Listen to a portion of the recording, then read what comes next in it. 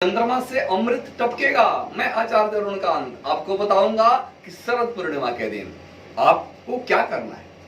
शरद पूर्णिमा के रात में आपको महालक्ष्मी की पूजा करनी है। केसरिया चंदन का टीका लगाना है।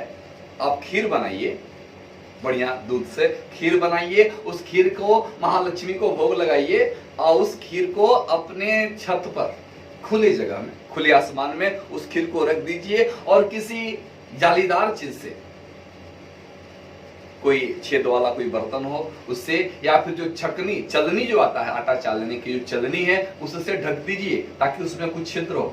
कारण आसमान से चंद्रमा से अमृत टपकेगा, वह अमृत आपके उस खीर में प्रवेश कर जाएगा। उस खीर को दूसरे दिन सब लोग मिलकर के उस खीर को खाएं। ऐसा करने से उस चंद्रमा के द्वारा जो अमृत आपके खीर में जो समाहित हुआ है, वह खीर खाने से आप सुखी और स्वस्थ हो जाएंगे। लक्ष्मी की कृपा बनेगी। कारण क्या है कि समुद्र से लक्ष्मी निकली है, समुद्र से अमृत निकले हैं और समुद्र से शंख भी निकला है, समुद्र से चंद्रमा भी निकले हैं। वैसे तो समुद्र से 14 रत्न निकले, 14 चीज समुद्र से निकला है, लेकिन चंद्रमा का अमृत का जो आपस में जो संजोग है, लक्ष्मी का तीनों का आपस में जो तालमेल है, ये काफी मजबूत और काफी बढ़िया है।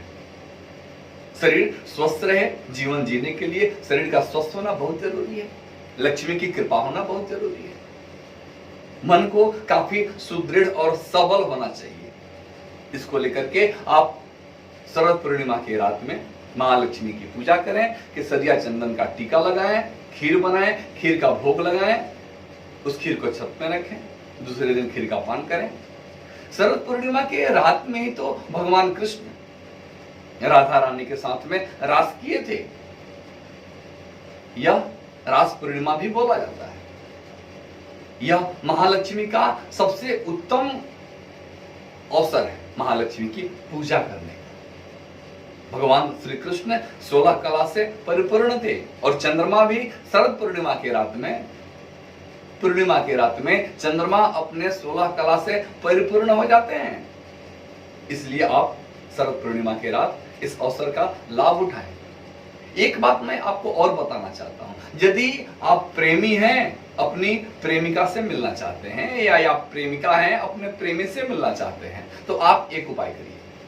आप कहीं से एक गुलाब का फूल लीजिए, उस गुलाब के फूल को अपने प्रेमी या प्रेमिका के फोटो में के साथ रख करके जहां आप सोते हैं वो अपने सर के पास, तकिया के पास नीचे उसको रख दीजिए शरद पूर्णिमा के रात में।